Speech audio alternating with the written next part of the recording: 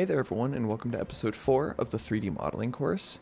Now, in the last episode, we added a bunch of control loops near the end, and I honestly want to take that back. While it helped us figure out the shapes we need, I noticed that because we're going to be adding these circular shapes, we should go about this in a little bit of a different method. And by different method, I don't mean you need to learn a totally new workflow, but again, this is all a dance between the creases and the control loops, right? So I'm making sure that it didn't delete anything too scary or too important, and I'll try to delete these edge loops. And it seems like we made it through pretty safely. I could delete these extra ones at the horizontal side. And what I'm looking to do is replace it with the crease for now and see what that does for us. We don't have to crease them all the way, but these ones can be fully creased because in this hard surface model, the edges are so tight that I think it'll be worth just going with this method. Let's see if we need this one totally, and it looks like we'll have to keep that one. That way we have a lot more room with our polygons and we can start doing Boolean operations and quickly get our circles in there. So I'm checking out what I want to be sharp, reselecting all those. So, going back and forth while it's not fun, promise you it'll make you way better as you practice selecting. So I'll crease these two, and now I'll just crease the corners that I may have missed. So I think this can stay pretty smooth. In fact, maybe we'll grab control loops for just these guys, because I like that it's a little bit tighter over there, and I can check out the side view again, go to X-ray mode, and now we can start rebuilding that bottom.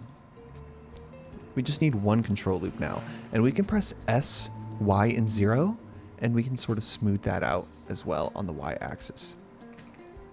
Lift it up, and now I'll crease this corner as well. Let's check out this side and see if it does the same thing, which it does. And we sort of have more rounded corners on this side. What I'll do is we don't need this special control loop anymore. So I believe, yeah, we just need to crease these. And we'll crease this bottom one as well. And we'll see how much we want to crease this. I think for now, we will. We're building this general base shape because while the subdivision is going to help us smooth out the silhouette, we want as much room as possible for our Boolean operation that we'll do in just a moment. So that's creased, that could be creased, and now we're really able to control what is being smoothed and what is sharp. So because we're going with a bit of a different method here, I'm going to press right click and shade auto smooth. Now it's automatically detecting what corners are more than 30 degrees and it's smoothing out everything else. Maybe we'll make this a little lighter and do it smooth by 45 degrees. So let's look at this left side first. We notice we have just a couple holes for some screws and some buttons. We're not going to make the buttons just yet, but we can hide these and we can sort of free flow this. We don't need to be critically exact. What we'll do in object mode is add a cylinder. And I'm trying to think of how much resolution I want this cylinder to be. I think for something like this, because we're not going to be subdividing the final result, we can work with some n-gons and quads. I think I'll work with something like 12. And I'll rotate it 90 degrees and see how that looks when it's really small.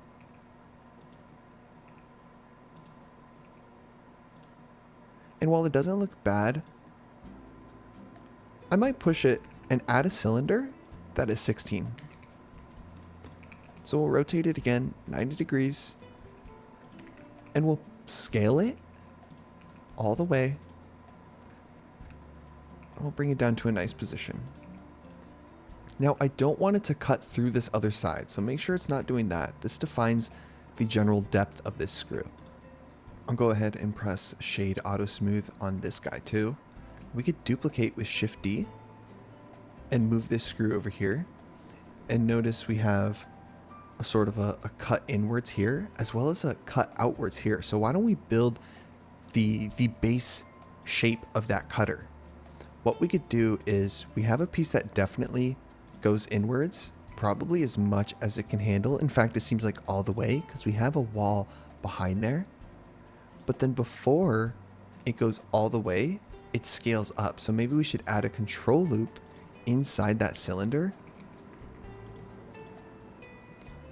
And then at that top face of the cylinder, I'll bring it in a little, maybe as close to the surface as I can without overlapping it. Whoops. It's the X direction. And I'll scale it up. So we could test out this piece already by just going back to our original object and adding a Boolean modifier. I'm going to use the eyedropper to select this, and then I'll press H. And that seemed to have done the job pretty well. We'll try it with these ones too. Let's add a Boolean. We'll add a screw. And then we'll add another Boolean.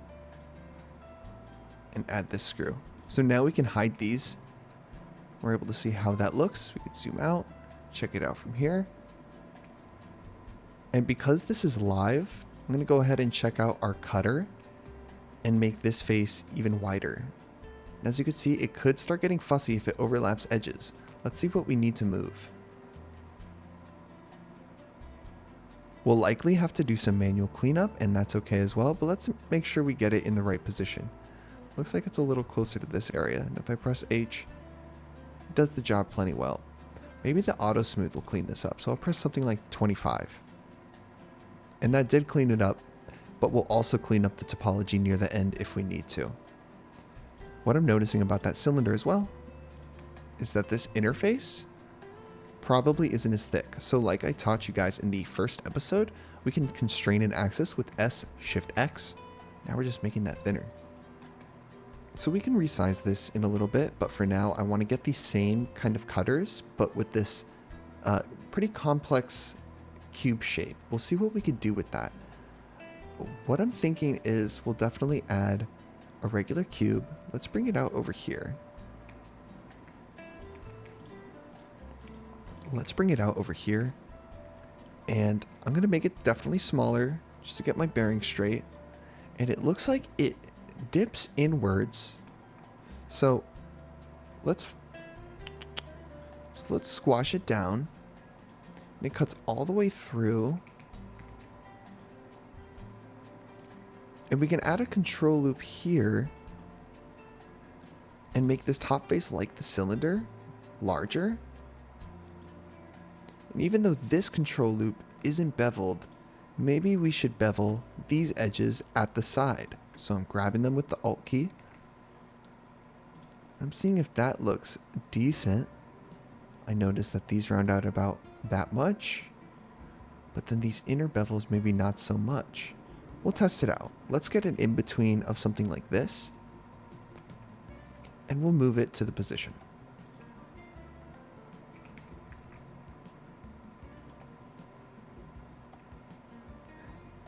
One more thing I'm noticing is that it looks like this outer side is squashed in. So with control click, I can start grabbing these really. So with control click, I can grab these vertices really quick and then squash them down on the y-axis and even bring them in. And I think that's sort of emulating the shape that I'm looking at. Let's see if we can get as close as we can. I'll scale this down. Let's see if the X-ray mode might help us with our position. And I could have looked at that a little bit earlier, but I was definitely just trying to get my bearings straight with all these details at the side. So this is good. And we're getting closer. It looks like we could scale these ones on the Z-axis, make them a little tighter.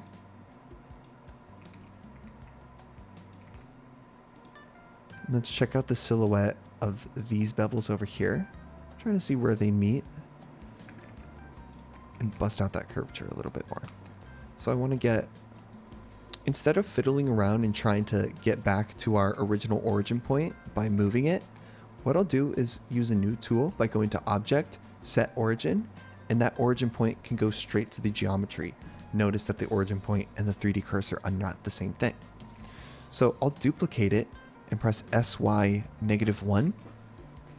And I'll go ahead and move this one out, and we can preview that again through X-ray.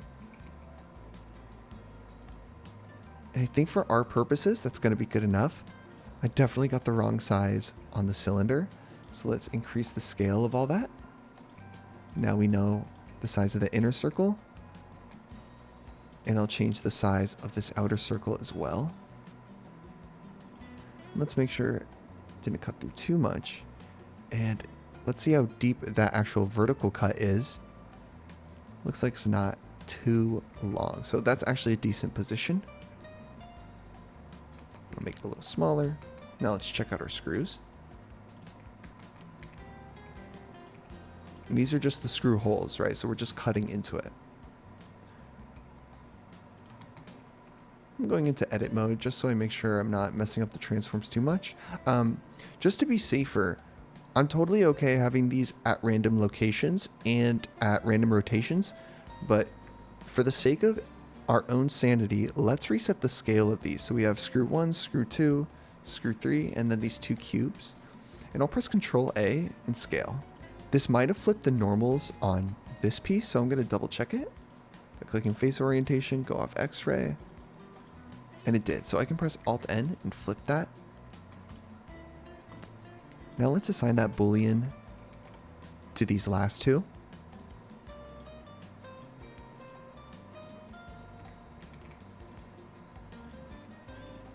And we can hide all these cutters. And even though we have some cleanup to do, this is actually a pretty decent entry into the basic cutters of the left side of this. I'm pretty impressed with that. We're not going to worry about the sticker. That's in texturing. Logo would be texturing. Comment texturing if you want a texturing course when this is done, right? So we're going to check out the other side now as well. And it looks like it would be something similar to this circular cutter, but it would be a lot larger. And then it does cut all the way through. So let's go ahead and just see what we can do. We can press Shift D on this cutter and rotate it 180 degrees. And I'll bring this over on the X side. So now I'll go to our right view and I'll switch what reference image we were using. Grab our cutter and let's see how large we need to make this. I'll move it and first I'll scale it up. And this one might need a different size of cylinder actually. So I'll add a new cylinder and I'm gonna make this 32. Maybe a little bit larger than necessary, but I think we'll be okay. So I'll rotate it on the Y-axis 90 degrees and I'll scale in the outer side of that circle. So now I'm going to bring it out on the X-axis and it does cut all the way through. However, it does have some sort of smaller inset inside of it. So I want to make sure I capture that. And we'll do that by adding a control loop here, grabbing both of those, and then bringing that in. I think it captures a bit of that verticality, so what I might also do is object to the origin of the geometry and then rotate this. We'll see if it still looks decent from that side view. And it does, so let's just duplicate it. And now we can test out the same Boolean operation in the modifier stack on these cylinders.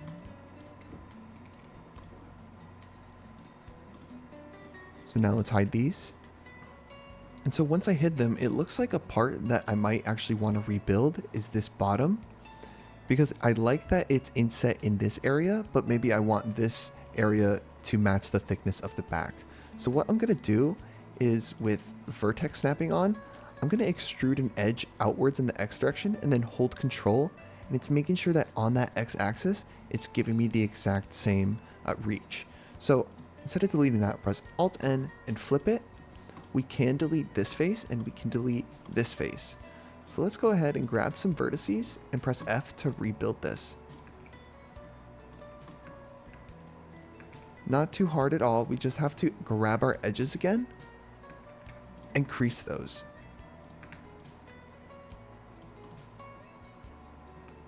So now when we check out our Booleans, it does the exact same type of cut that it does in here. It's okay if, maybe that doesn't happen in the real object. We're just trying to go for something with decent shapes and something that looks nice in the final result. I'm more of a game artist, so I'm not entirely obsessing over detail. let's bring the crease up, and we can also bring this edge out a little bit since it gets thinner there. So awesome. Maybe this episode won't be too long, but just to recap, we used subdivision, creases, and got rid of our control loops so that we can have room to use Boolean cutters within Blender. No add-ons, just some subdivision for the base shape, and then Boolean cutting inwards, and we'll clean this up later.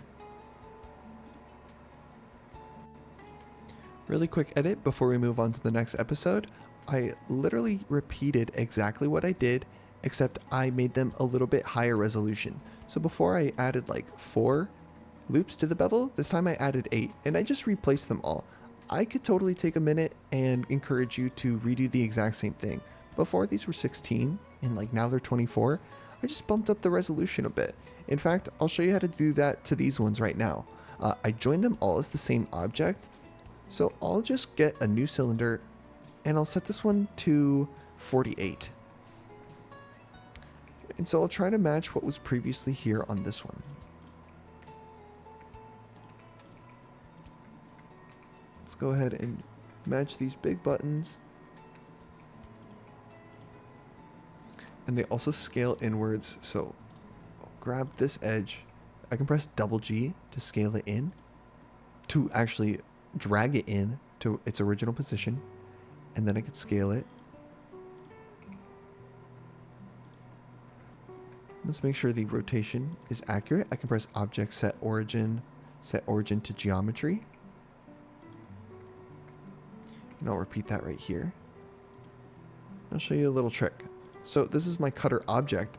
I just pressed Control J to bring them all together. And like I showed you in a previous episode, I can press L, and both those meshes instantly deletable. So now I have these ones, and I'll press Control J, and they're all the same cutter object. That way I wasn't dealing with a ton of different Boolean objects. I just joined them all together, and then I can have this talk to just one object. So if I hide it, these all look pretty good. Let's unhide it. And first I'll hide our reference images. And I want to shade this to auto smooth. That way even the cuts inside are nice and smooth. Looks like we might have a little visual glitch here.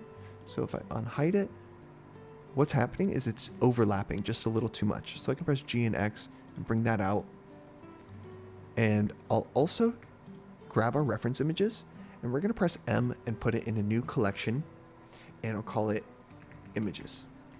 So now we have collections in our outliner as well. In the part I forgot to record, I did that previously. I had just joined all the objects together and put them in a collection called cutters. So we do have a backup, and then I duplicated that backup and joined it. So I can actually delete these, and I'm really only worried about this one. I could always separate them if I need to.